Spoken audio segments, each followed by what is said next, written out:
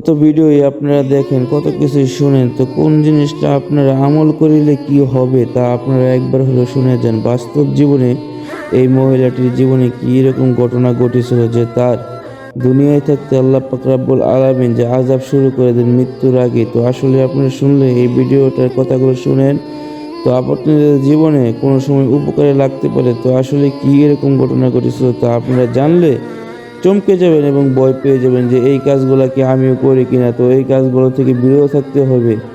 এই মেয়ে মানুষটা যে এরকম কিছু কাজ করেছিল যে তার জীবনে একবার দুনিয়ায় থাকতেই জীবিত অবস্থায় তাকে আল্লাহ পাক রব্বুল আলামিন কুকুরে পরিণত করে দিল এবং কি করেছিল সেই জিনিসটা আজকে আমরা জানবো। তো চ্যানেলে নতুন হয়ে থাকলে চ্যানেলটাকে সাবস্ক্রাইব করে সাথেই থাকুন।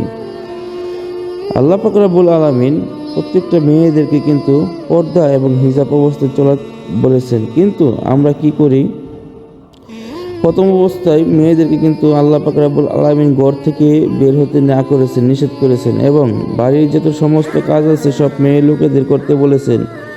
কিন্তু আমরা পুরুষ যারা আছি তাদেরকে এখন কি করি, বন্ধ বার করে দিয়ে যে বন্ধ থেকে টাকা রোজগার করে নিয়ে আসুক। এক নম্বরে তো এটা পুরুষদের দোষ আছে, আমাদের মতো পুরুষ যারা তাদেরও দোষ আছে। কিন্তু কি করার, সংসারে তো অভাব ছাড়ে না, যার কারণে সব কিছুতে মিলিয়ে মেয়েদেরকে এখন বাইরে বার করতে হয়।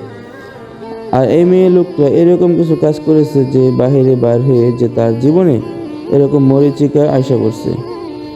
তো যখন এই মেয়েটি বাহিরে বার হইতো তখন তার শরীরে পর্দা কত অবস্থায় বেরোতো না, তার শরীরে নোংরা নোংরা কাপড় পরিধান করিয়া বাড়িত, মানুষকে লোক লালসায় ফেলাইতো এবং সে আরও এরকম কিছু কাজ করেছে যেসব কাজ শুনলে আপনি নিজে চমকে ভয় পেয়ে যাবেন যে তাদেরকে আল্লাহ পাক রব্বুল আলামিন সিদ্ধান্ত অনুযায়ী দুনিয়ায় বেঁচে থাকতে তাকে কুকুরের পরিণত করিল, অর্ধেক কুকুর অর্ধেক মানুষ হিসেবে। তো আল্লাহ পাক রব্বুল আলামিন প্রত্যেকটা মানুষকে কিন্তু চলার মতো একটি সঠিক লাইন দিয়ে দিয়েছেন, কিন্তু আমরা কিন্তু সেই লাইনে চলি না।